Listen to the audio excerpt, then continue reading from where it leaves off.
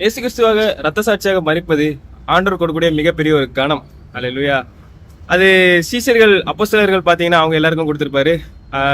யோவானை தவிர. அல்லேலூயா. ஏன்னா யோவான் கடைசியில் வெளிப்படுத்தல் விசேஷத்தை கடைசியாக எழுதியிருப்பார். அல்லேலூயா. அவர் மட்டும் தான் நேச்சுரலா மரணம் அடைந்தவர். மீதி எல்லாருமே ரத்த சாட்சியாக தான் மரித்தாங்க. அல்லேலூயா.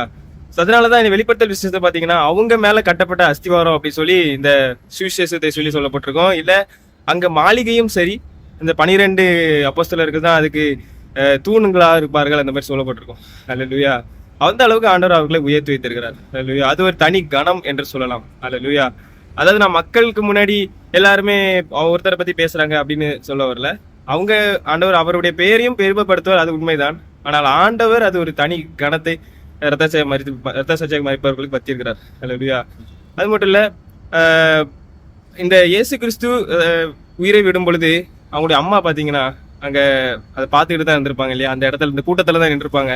ஆனா அவங்க விசுவாசத்தை விடாம அதுக்கப்புறமும் அந்த அப்போஸ்தலர்களோ 70 பேர் சேர்ந்து ஜெபம் பண்ணி அப்புறம் பரிசுத்தவான்கள் வந்தாங்க இல்லையா, அந்த கூட்டத்துல இருந்து 70 பேர் 110 பேர் இருந்து இருக்கும் பொழுது அந்த கூட்டத்துல அவர்கள் இருந்து அவர்கள் அதுக்கப்புறம் பின் எழுப்புதலை தொடர்ந்து அங்கே இருந்தார்கள் என்று பார்க்கிறோம். அல்லேலூயா.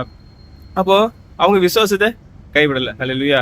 இதே மாதிரி இவங்களும் இந்த சார்லி கிரிக் அவங்க மனைவியும் பாத்தீங்க அப்படின்னா அவங்க ஆண்டவர் ஏன் அவரை எடுத்தாங்க எனக்கு தெரியாது, ஆனா ஆண்டவரை நான் உண்மையாக தொடர்வேன் என்று விசுவாசத்தை அவர்கள் கைவிடவில்லை. அல்லேலூயா. அதனால எந்த சூழ்நிலையிலும் ஆண்டவர் உண்மையுள்ள தேவனா இருக்கிறார். அவர் தேவனாக மகிமைக்காக ஒவ்வொரு விஷயத்தையும் அனுமதிப்பார். அல்லேலூயா. அது நமக்கு தெரியாது ஏன் அப்படின்னு. அல்லேலூயா. ஒவ்வொருத்தருக்கும் ஒவ்வொரு கணத்தையும் மகிமையும் ஆண்டவர் வைத்திருக்கிறார். அல்லேலூயா.